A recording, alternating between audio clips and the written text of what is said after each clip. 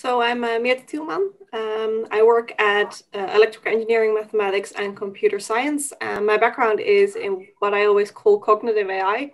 And I'm mostly interested in how we can get AI systems, smart systems, to understand people better and interact with people better, to understand their wishes, their thoughts, and how they can collaborate as good as possible. So one of the things, for instance, I'm very interested in is trust. So there's a lot of work on sort of formalizing the ideas and notions of what trust is and what a trustworthy person is.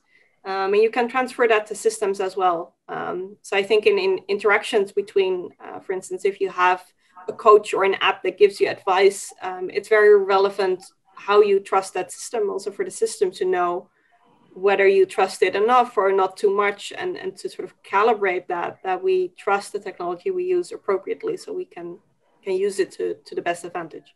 So I'm Anahita Jamshid-Najad, and I'm at the Faculty of Aerospace Engineering, and I'm working on fundamental topics about mathematical decision-making when uncertainties exist. And I would like to find out how we can make optimal decisions in a very systematic way in such situations.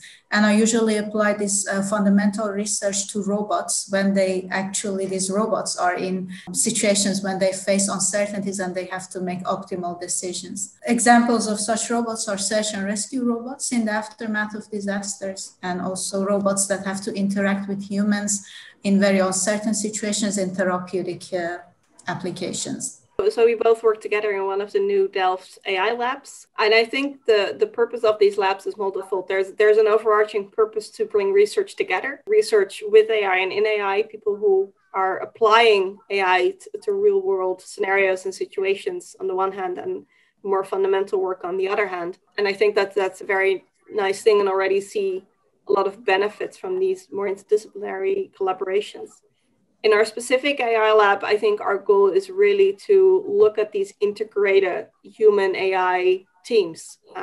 What does it bring to have, in a way, two very different agents think in very different ways together, and how can you, from a system perspective, optimize at least the system part so that you as a team can function as well as possible, also in high stress situations. When I heard about this call of Delft AI Labs, so I found a lot of common links, and also a lot of complementary. There are things that I'm doing and things that she's doing. They are different, but they can be very complementary. And I thought it's going to create a very nice collaboration, and it's very synergistic. So I contacted her. I'm very happy that she was willing to collaborate. That's how it started.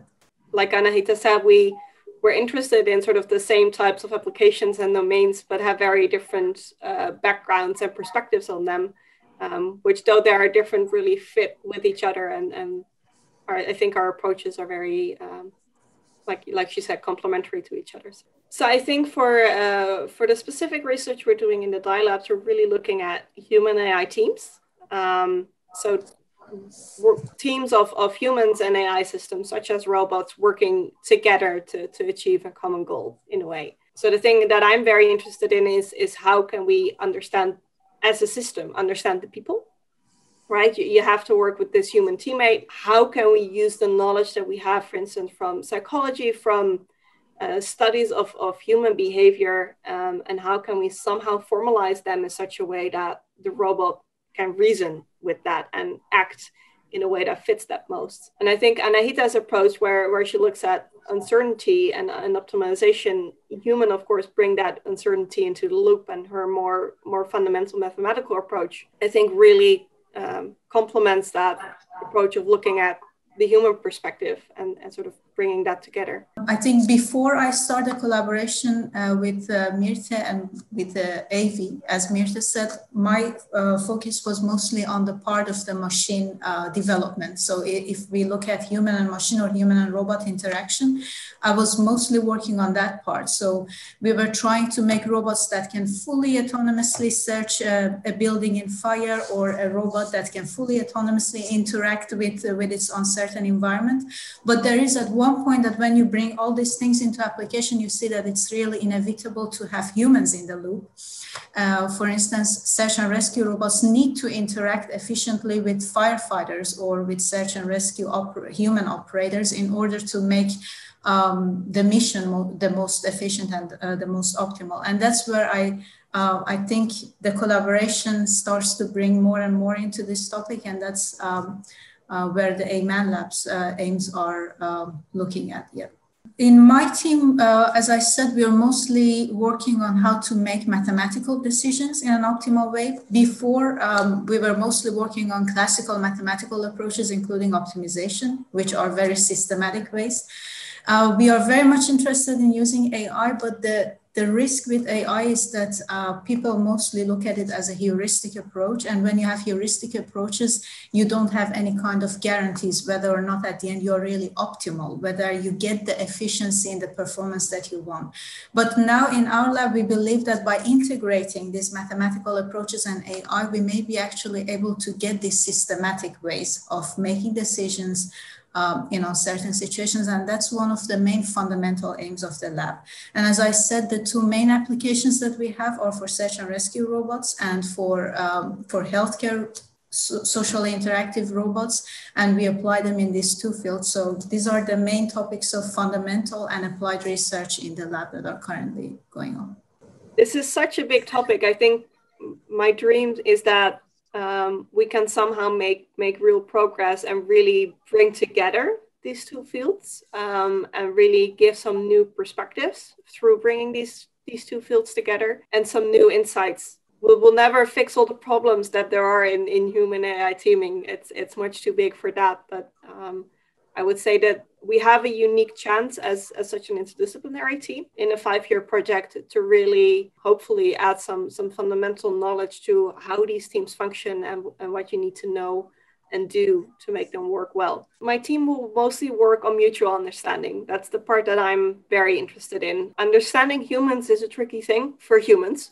It's even more difficult for a system, right? You have such different ways of thinking, and what I find really fascinating is how we can bring these different ways of thinking together. So that bringing this mutual understanding of the AI understanding the human, but also the AI being understandable to a human, that's really what I want to work on and which I'm very excited about. Actually, what this AI lab is trying to bring is a kind of as Mirta said, an interdisciplinary research. And I think for having a resilient society, we need to be able to tackle real life problems that are there. But for that, we need to bring them into an engineering language, solve them, and then again, bring them back to the society. And for that, it is inevitable to be able to solve these problems efficiently. And as I again said, in an integrated approach.